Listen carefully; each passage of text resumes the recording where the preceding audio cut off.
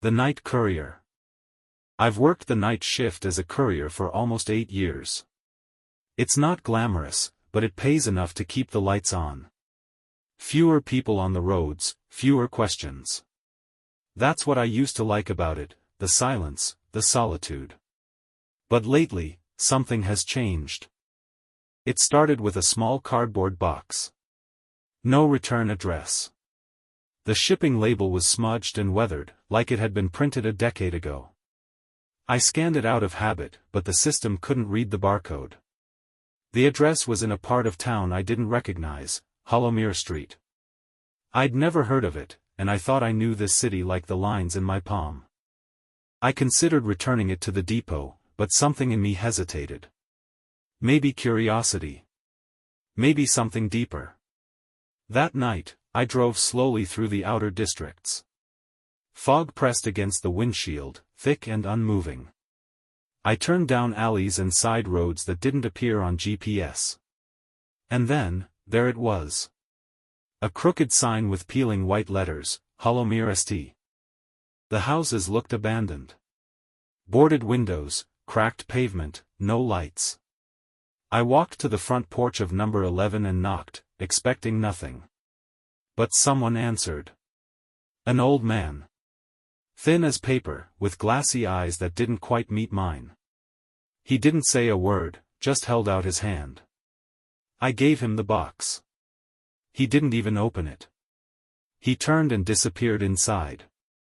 I should have asked questions. I should have walked away. But I didn't. The second package came 2 nights later. Same situation, unscannable, no return address. This time, the delivery was to a cemetery. The tag said, to Clara Devine. Plot 8B. I thought it was a joke. Still, I drove there, past midnight. The gate was locked, but I climbed over. The cemetery was silent except for the wind whispering through dry leaves. I found Plot 8B. It was real. A small, moss-covered headstone. Clara Devine. 1947 to 1999. I stood there like a fool, holding the box, not knowing what to do. Then I heard it, a sound behind me. Not footsteps, not breathing. Just, a shift in the air, like something waiting. I placed the package on the grave and left without looking back. The third delivery was worse. A weathered envelope addressed to a woman named Marie Langdon.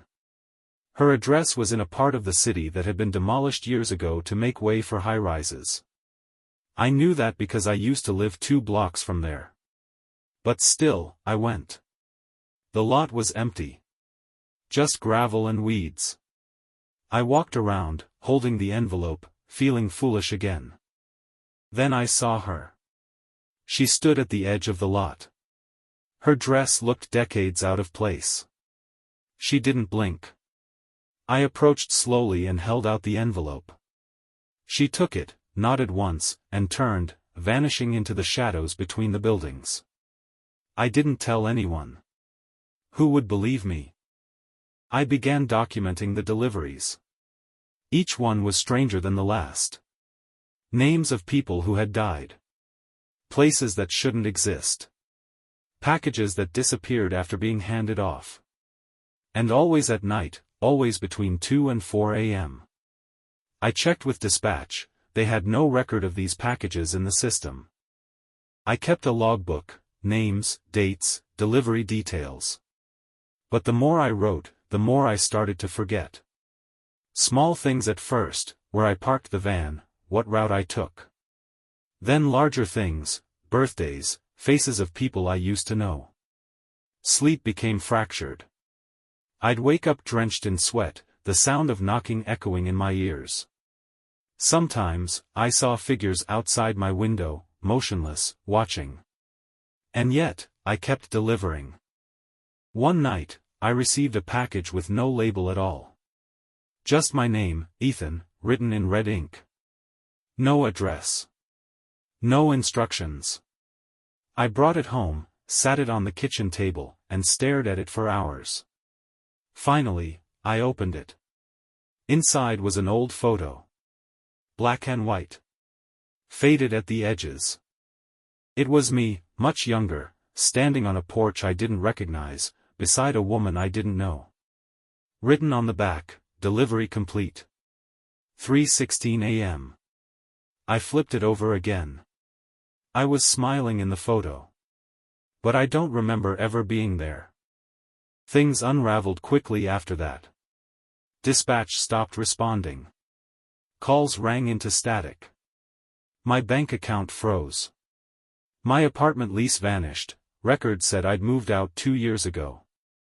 I went to the building and found a new tenant living there. She didn't recognize me. I checked my birth certificate, it was missing from the drawer. The logbook I'd kept, gone. My reflection began to blur. In mirrors, I looked tired and stretched, as if something inside me was flickering.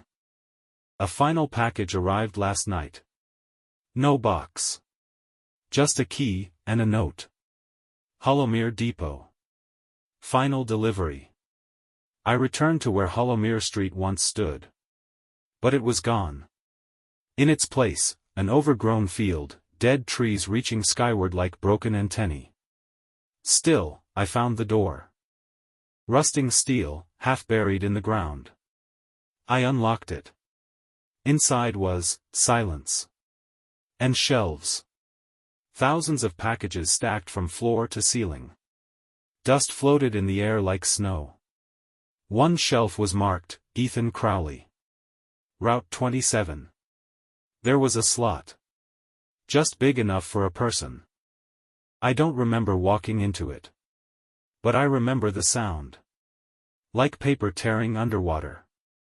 And then, nothing. Now, I wait. Sometimes I see a courier enter. Confused. Holding a box. They don't see me. Not yet. But eventually, they will. And when they do, I'll be the one handing them their final delivery. If you enjoyed this story, don't forget to like, subscribe, and turn on the notification bell so you won't miss the next one. Thanks for listening.